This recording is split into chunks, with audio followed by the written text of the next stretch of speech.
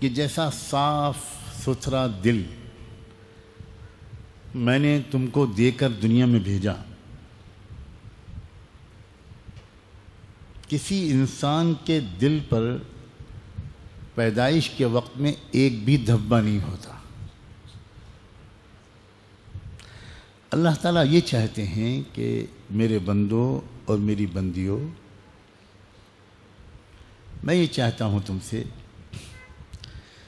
کہ یہ دل نام کا جو نازک حسین آبگینہ میں نے تم کو دیا ہے، اس کو داغ دھبوں سے بچا کر ویسا ہی صاف ستھرا میرے پاس لے کر آ جانا جیسا صاف ستھرا دے کر میں نے تم کو دنیا میں بھیجا ہے، پھر میں تم کو انعام دوں گا۔ دنیا میں بھیجنے کا مقصد ہی یہ ہے کہ میں تم کو ایک دل دے کر بھیج رہا ہوں، اور میں بہت ترکیبیں بھی تم کو سمجھاؤں گا کہ اس دل کو صاف ستھرا رکھنا کیسے۔ گھبراؤ مت، کیونکہ یہ سنتے ہی میں دیکھ رہا ہوں کہ سننے والوں کے اوپر ایک گھبراہٹ آ رہی ہے کہ یہ تو بڑا مشکل کام ہے۔ واقعی اس میں کوئی شک نہیں مشکل کام ہے۔ تو کیا آپ چاہتے ہیں کہ جنتیں بغیر مشکل کام کیے لے لیں؟ ایک ماچس تو ملے گی نہیں بغیر قیمت کے۔ جنت چاہتے ہیں ہم، جنت مہنگی ہے، اس میں کوئی شک نہیں، کوئی شک نہیں۔ الا ان سلعۃ اللہ غالیہ۔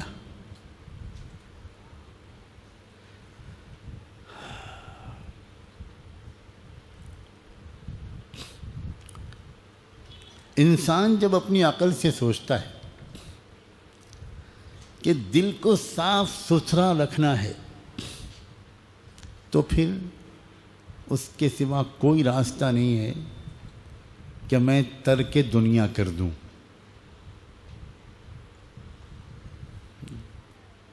نہ گھر، نہ بیوی، نہ بچے، نہ کاروبار، نہ الجھن، نہ کچھ، کہیں دور پہاڑوں میں جا کر بس جاؤں، چاہے پتے چبانے پڑے، چاہے بھوکا رہنا پڑے، ننگا رہنا پڑے، اس کے بغیر میں اپنے دل کو دھبوں سے بچا نہیں پاؤں۔ جب عام انسان اپنی عام عقل سے اپنے دل کو ہر داغ دھبے سے بچا کر زندگی گزارنے کا کوئی طریقہ سوچتا ہے، تو اس کی سمجھ میں سنیاس اور رہبانیت کے سوا کوئی راستہ نہیں آتا۔ یہ تو دنیا میں لوگ سنیاس لیتے ہیں مختلف قوموں میں، یہ کوئی برے مقصد سے نہیں لیتے، ان کے اندر ایک بہت اچھا جذبہ جاگتا ہے، اور وہ یہ کہ میں اپنی روح کو، اپنی آتما کو شدھ رکھوں، اپنے دل کو بالکل پاک صاف رکھوں، اور یہ ہو ہی نہیں سکتا اس کے بغیر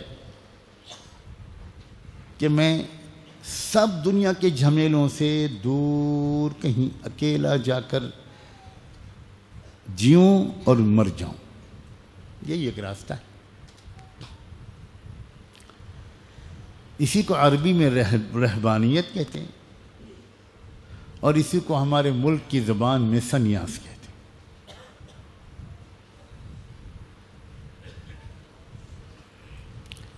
اللہ تعالیٰ کہتا ہے کہ یہ تو تم نے خود اپنے لیے راستہ سوچا ہے۔ وَرَهْبَانِيَّةً ابْتَدَعُوهَا مَا كَتَبْنَاهَا عَلَيْهِمْ۔ ہم نے تمہارے دل کے چمکنے کے لیے یہ راستہ تجویز نہیں کیا تھا، تم نے خود سوچا ہے۔ اور یہ واقعی انسان جب اپنی عقل سے سوچتا ہے تو یہی اس کی سمجھ میں آتا ہے۔ یہ بالکل صحیح بات ہے۔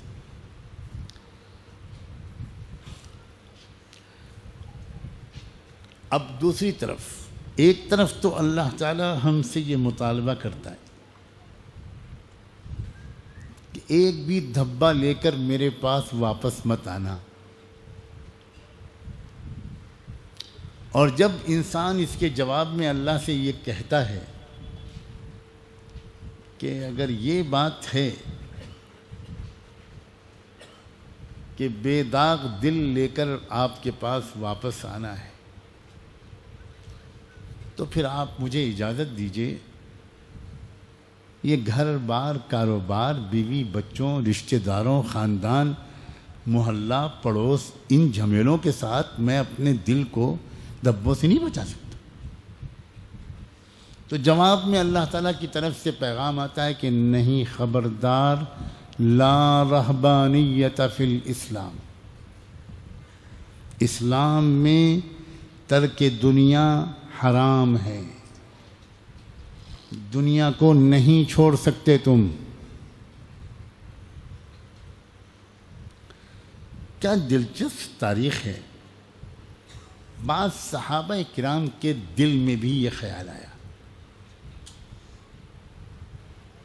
اور واقعی جب انسان کے اوپر ایک نشہ سوار ہوتا ہے اور مزہ آتا ہے اور فکر ہوتی ہے، اہمیت کا احساس ہوتا ہے، تو اس کا دل چاہتا ہے کہ بھئی اب یہ سب چھوڑو۔ تو صحابہ جنگل میں تو نہیں جاتے تھے اس لیے کہ اللہ کے محبوب کو چھوڑ کر وہ جا بھی نہیں سکتے تھے، ان کے چہرے کے دیدار سے تو ان کے دل کے چراغ روشن ہوتے تھے، لیکن انہوں نے چپکے چپکے یہ فیصلہ کیا کہ میں مستقل روزے رکھوں گا، مستقل، اور پوری رات محبت کا اظہار اپنے اللہ کے سامنے کروں گا۔ اس طرح میں رہتے ہوئے مدینے میں ترک دنیا کر رہا ہوں، کروں گا۔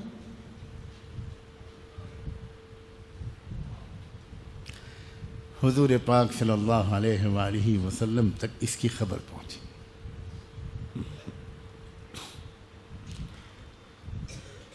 تو آپ نے ان کو سمجھایا کہ دیکھو، تمہارا مقصد بہت پیارا ہے،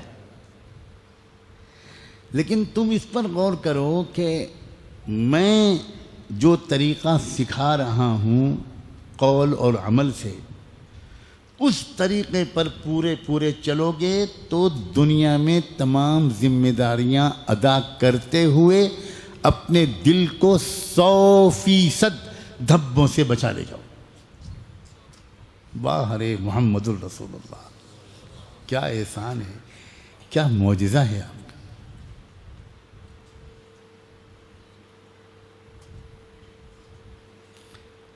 آپ نے ایک مثال دی ایک موقع پر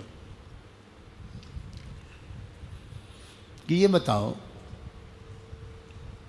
کہ تم میں سے کسی کے گھر کے دروازے کے باہر بالکل قریب کوئی دریا بہہ رہا ہو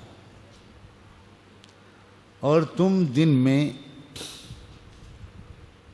5 بار اس میں نہاؤ تو تمہارے بدن پر کوئی میل کچیل باقی رہے گا؟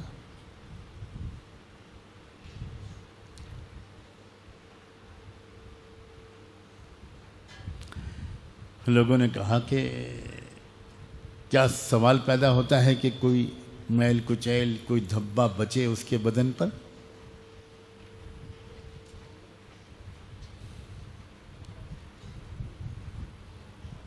تب آپ نے فرمایا کہ جو 5 نمازیں تم کو دی گئی ہیں نا، یہ تمہارے دلوں پر بار بار لگنے والے دھبوں کو دھونے کے لیے۔ بے شک میں جانتا ہوں کہ تم جب دنیا میں مشغول رہو گے تو کبھی غصہ بھی آئے گا، کبھی کچھ زبان سے کچھ غلط بات بھی نکل جائے گی، کبھی آنکھ کچھ غلط دیکھ لے گی، کبھی کچھ خیال غلط آ جائے گا، اس کا دھبا پڑے گا، لگے گا تمہارے دل پر، لیکن پھر تم اس کے بعد جو نماز پڑھ لو گے تو ان الحسنات یذہبن السیئات، وہ دھبا تمہارے دل سے دھل جائے گا۔ واہ رسول اللہ صلی اللہ علیہ وسلم۔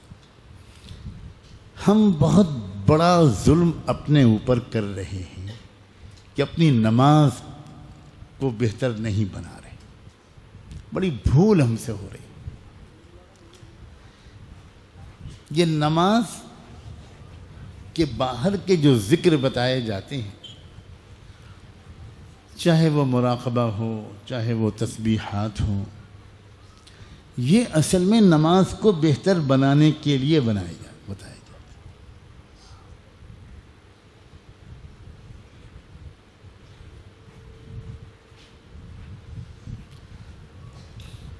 قد افلح من تزکا وذکر اسم ربہ فصلی،